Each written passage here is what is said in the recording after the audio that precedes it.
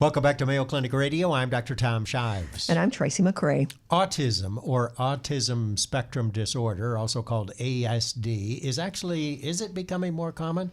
I think one thing is for sure, we're hearing more about it than ever before. But what is it and how common is it? Do we know what causes it? What are the symptoms? Is it treatable? There's all kinds of questions, yes. Joining us in studio to talk about autism spectrum disorder is Mayo Clinic neuropsychologist Dr. Andrea Huebner. Welcome back to the program. Thank you. Good to be here. Thanks, Dr. Huebner. So is there a difference between a psychologist and a neuropsychologist? Absolutely. Yeah? You're Neuropsychologists special. are way better than Yeah, psychologists. they're much Yes. smarter. Edit. Yeah. Yes. Uh-huh. So you've had additional training? I have. Compared to the average psychologist? Yes. And in brain? In brain-behavior relationships. So there's a 2-year fellowship that focuses on brain development and how that maps onto behavior. 2 extra years. Yes. Impressive. What is the official definition of what autism is? So autism involves difficulties in social interaction, communication, and then also this kind of third category of difficulties that has to do with behaviors.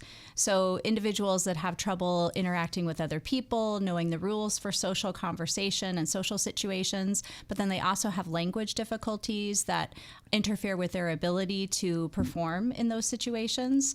And then also the behavioral things that go along with it, like rigidity, resistance to changes, obsessive interests, sensory sensitivities, and the like. And that's what the spectrum piece is. Yes. All along the spectrum. So, but we never really heard it referred to as spectrum until the last few years. What does that mean? There's a lot of confusion about these terms and what they mean. When we discuss autism spectrum disorder, essentially it means the same thing as autism. Everything is all under one umbrella. So in previous iterations of our diagnostic and statistical manual, we had 4 different conditions that were separated out. As of 2013, all of those categories have been collapsed underneath of the autism spectrum umbrella. And that's just a recognition that there are all different versions of autism, ranging from individuals that are nonverbal and who communicate and interact very minimally to people that are actually very bright and gifted in some cases, but still have difficulty in social arenas. What is Asperger's syndrome? So Hans Asperger was an Austrian pediatrician, actually, who did a case series on several boys that he felt had unusual but common to each other characteristics. So Asperger syndrome refers to individuals that are on the spectrum, but very high functioning in terms of their IQ and their verbal skills. So often they can talk a lot about things of interest, but that social connection piece is still missing. In addition to that, they have difficulties in this behavioral aspect of autism, which would be like the obsessive interest or the overfocus on things, the rigidity to the point that it causes problems for them in daily life. So Asperger's syndrome is just a stop on the spectrum. Exactly. Is this truly more common than it used to be, or are we just hear more about it? It's just more often diagnosed? I think that it's we're hearing more about it now, and it's more often diagnosed. So both of those things. But in terms of the actual numbers of people with autism, we don't think that that has changed a whole lot over the years. And there's lots of studies that have supported that. The differences, though, are in medical providers recognizing what is autism, so that full range or spectrum that we talked about. We used to think that people that were on the higher end of that spectrum didn't have autism, and so there was a whole group of people that weren't considered autistic because they were getting along okay, or they were having some difficulties, but they still had good intellectual ability, and so they weren't identified. Sure, they're quirky. Right. Or they're just standoffish, or they're, geniuses, whatever. Right. It's interesting to me that is part of the spectrum. Mm-hmm. It can be if it causes impairment. So that's a really important point, because being quirky is a lovely part of the human condition that we don't want to pathologize. But if the quirkiness arises to a level that it's causing problems for the person in their everyday life, and they're not able to do things as they need to on a daily basis, like function in school or function on the job, then that's where we start to get concerned that this might have crossed the line from quirkiness into something that's actually a disorder. What I think is interesting is if you have this whole great big spectrum from high functioning to very low functioning, how in the world do you diagnose it then? This is, it's not an easy task. When children come to us and they have pretty obvious symptoms, often we can diagnose autism even in the first year of life, but definitely in years 2 to 3. But when individuals have good intellectual ability, good verbal skills, then it can be much harder to tease this out. And that's when we're not able to identify sometimes the full picture until a little bit later in childhood. And what are those symptoms that are most common? So the symptoms of autism, again, really vary based on the particular version of autism that we're looking at. But in general, the difficulties that they have are common across all of those individuals. And some of the more common ones are difficulty with nonverbal aspects of communication, so difficulty with eye contact, lack of facial expression, sort of a flat expression, lack of reaction to things going on around them.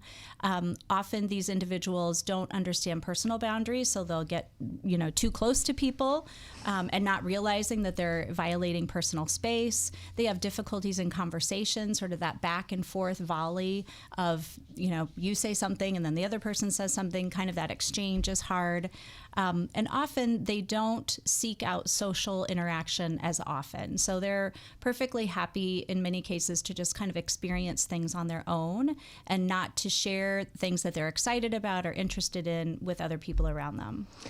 Can you move along the spectrum? This is the part that I'm most curious about, because just in the last 25 years, looking at it as a spectrum, I think parents, when their child is diagnosed, they just think, okay, my child has autism, is on the spectrum, but how can we help them be more high functioning as they grow up? Because you're going to grow up and you have to have a life. Right.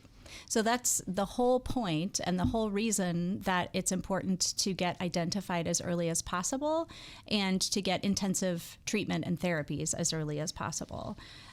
There's actually a growing body of research that is suggesting to us that there's a small minority of children who are diagnosed very early on with autism that actually improve so much that the autism isn't detectable later on when we take another look. Wow, and is that encouraging? It is. It's very encouraging. And it's not that those kids don't have any issues. Often they have residual anxiety or they have attention problems or maybe some mild language issues, but they no longer meet full criteria for autism. So that's sort of the best case scenario. That's not how it goes for most kids and families, but our treatments are better than they've ever been before. And if we can get kids identified early, we have the best opportunity to help them get the level of intense services that are needed to move them into the range that they will have more success in daily life. What's the earliest you've ever diagnosed a child with autism? And are they usually referred to you, and it's because the pediatrician sees them and suspects, or the family physician suspects they might be autistic? They come to us for both of those reasons, but I have to say that when we are able to diagnose children very early, under the age of 2, it's usually because parents are astute and they know that something is different about this child, the connection is different. The child maybe doesn't interact with them in the same way or smile at them in the same way. Eye contact can be amiss. And so usually when we're able to identify children very early, it's because parents have spoken up to their pediatrician or other provider and said, hey, I'm concerned. And then that provider listens and sends them on for further evaluation. Is it true that autism spectrum disorder affects 1 in 59 children? It's true. That common. Mm-hmm. But you think it's always been that common, we just didn't identify it. That's what the research is showing us. Mm-hmm. Speaking of research, what is it that causes autism? That's the $1 million question. Because we want to know why. Right. I mean, whenever we talk about autism, I just think about the parents that every day want to know why and then how to go forward. So let's talk why. Yeah, that why is important. It's really important for some families. less so for others. But what we know about the cause of autism is that there is definitely something genetic. And if we look at the chromosomes of these individuals, about 15 to 20% of them have some kind of abnormality in their chromosomes that predisposes them to have autism.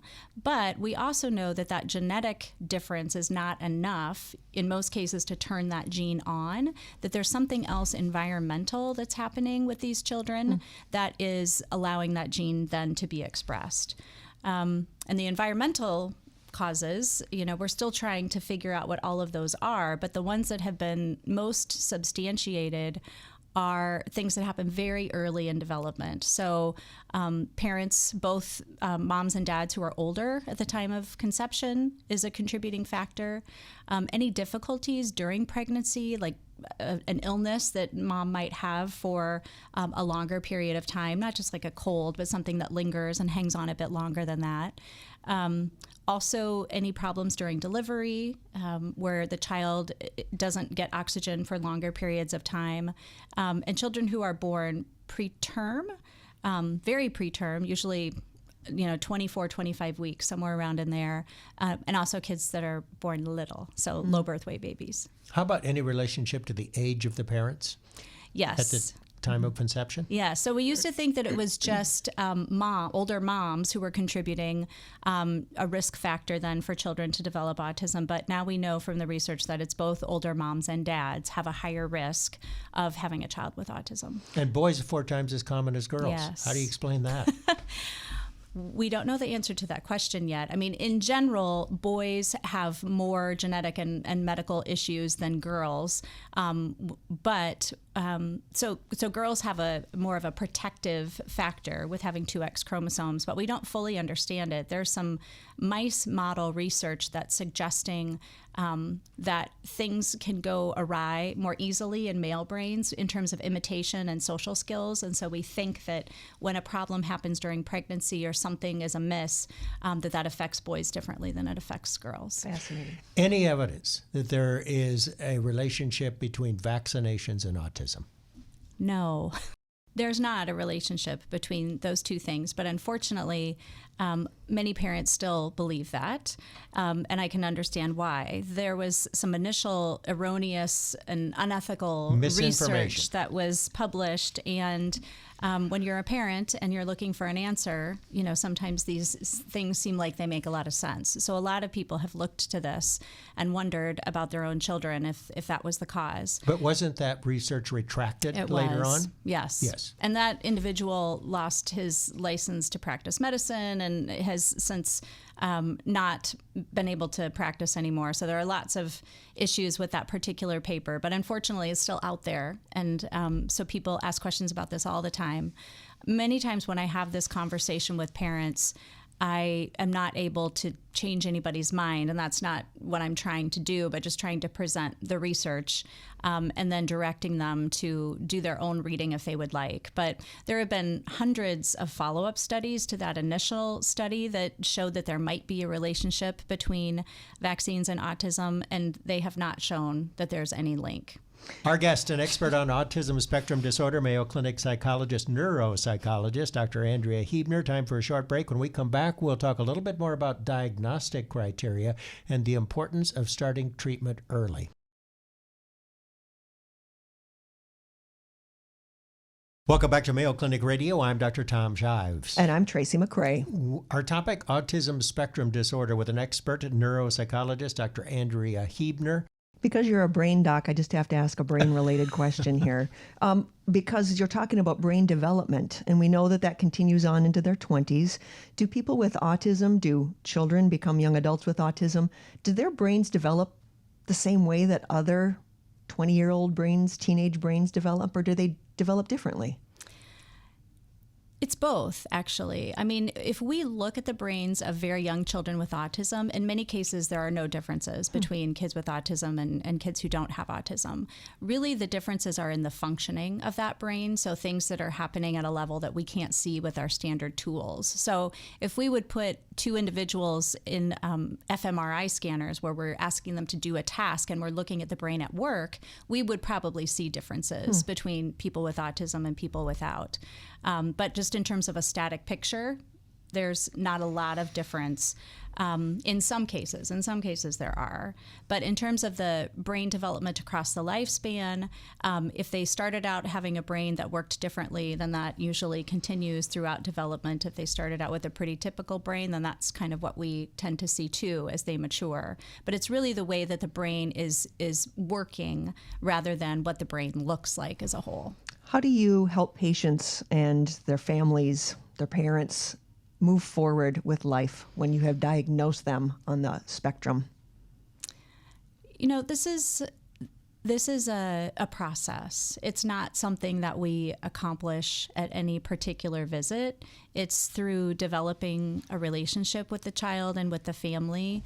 And what we like to do is to really guide the family through this journey, this path that they're on. There are high moments when kids are successful and they meet goals and they're doing well. And then there are harder moments too, just like when you're parenting any child.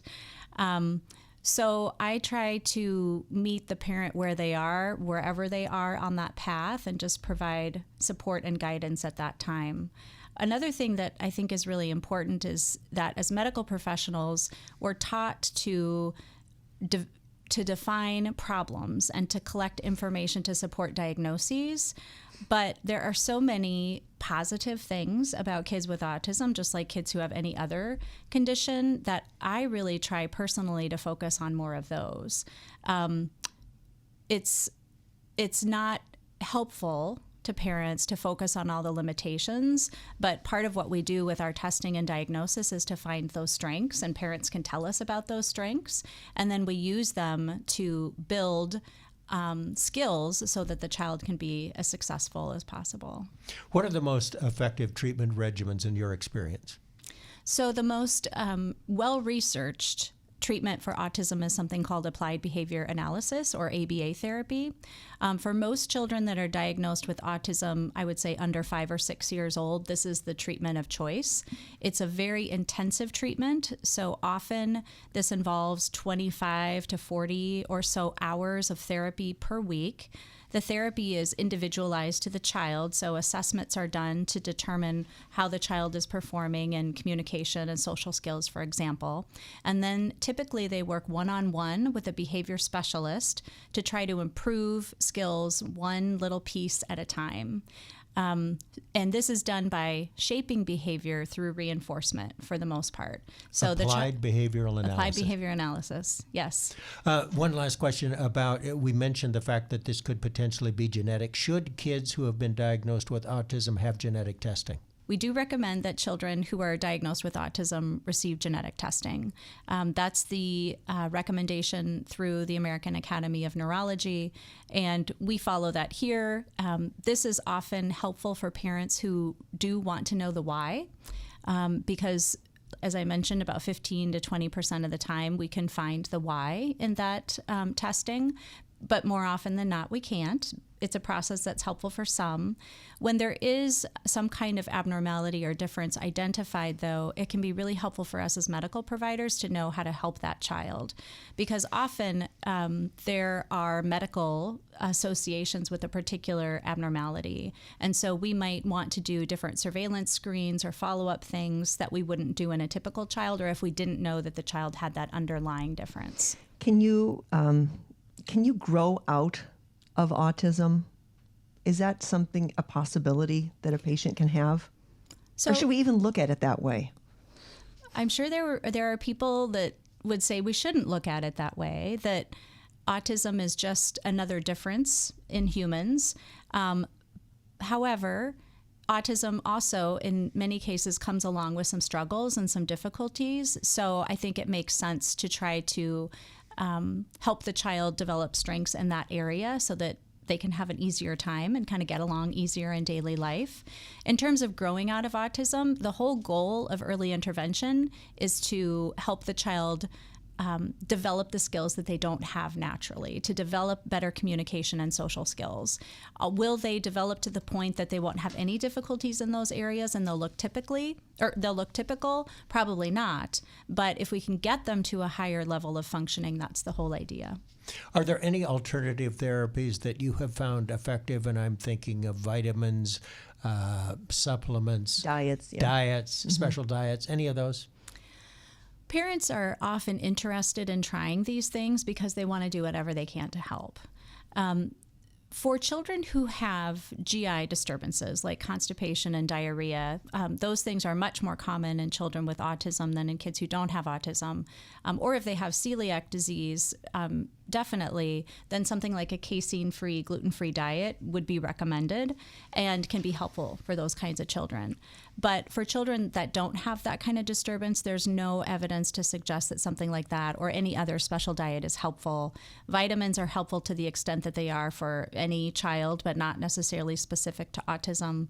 There's also some troublesome treatments, alternative treatments that are targeted for individuals with autism, such as hyperbaric oxygen and chelation therapy. And these are actually not advised because they can be very dangerous for kids. And there are also cases, more than one case of children dying by when they go through these procedures. None as good as applied behavioral analysis. None is good. All right, autism affects 1 in 59 children in the United States. We don't know what causes it. We don't know how to cure it, but we do know that the earlier therapy is started, the better the outcome. Our thanks to Mayo Clinic psychologist, Dr. Andrea Huebner. Thanks so much for being with us. Thank you.